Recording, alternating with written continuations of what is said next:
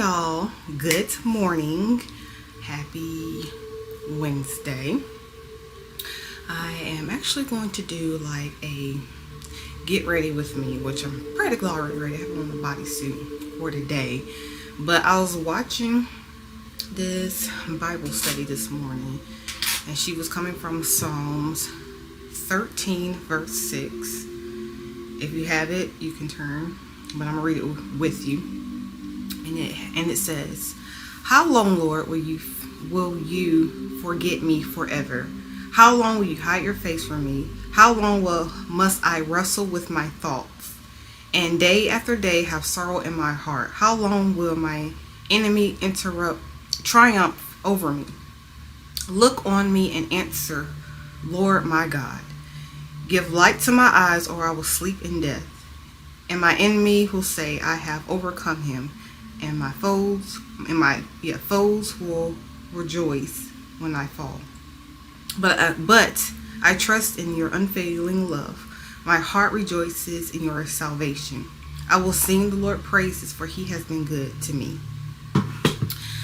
I was listening to that, and as she was like breaking it down, I'm like, because sometimes life can be life, and we all feel like we have been in a wilderness of some sort, myself included.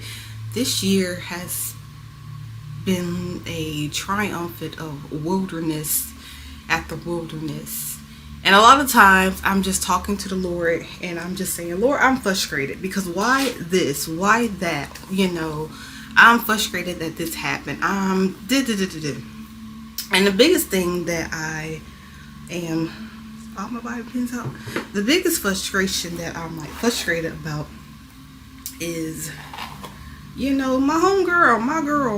mother has transitioned to be with the Lord. Now, of course, I'm not frustrated that she is with the Lord. I'm frustrated in the sense that her presence is no longer here.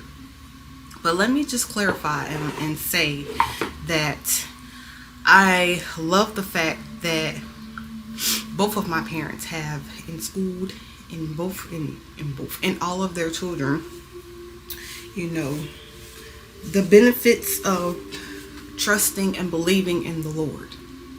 Now, although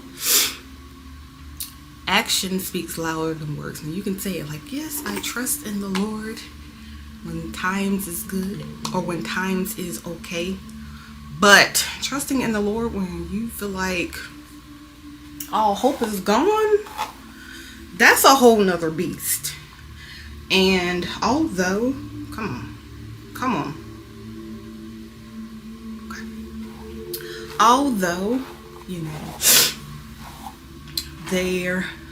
this and many seasons have felt like I've been in the wilderness, because I'm like, come on now, why? What was the purpose? Why you just didn't allow her to hold out until this, or until that, or until this, or until, whatever the case may be. But truth be told, the Lord was already preparing her to prepare us. Let me say that again. That was good. The Lord was already preparing her to prepare us. And us is, the children, friends, family. The Lord was already speaking to her. And go back to my dad, because my dad passed back here in 2010. The Lord was already using him as well. So now that both of my parents has, gone to be with the Lord, they were already in position. The Lord has already prepped them. He may not have told them the exact time, but he already gave them clues and gave them the knowledge and insight, if you will. So although, life be life and God is still good, and although it feels like, sometimes we are in the wilderness and we are stuck and we have nowhere to go, no one to turn to, sometimes we need to be there so that we can be refined again, so that we can be sharpened again. Sometimes we have to be isolated in order to really hear and understand what he's trying to say. Because sometimes people can be talking to you, or you can read something and you have to either read it again or ask them to give you a deeper understanding of what you are trying to tell them or what they're trying to tell you.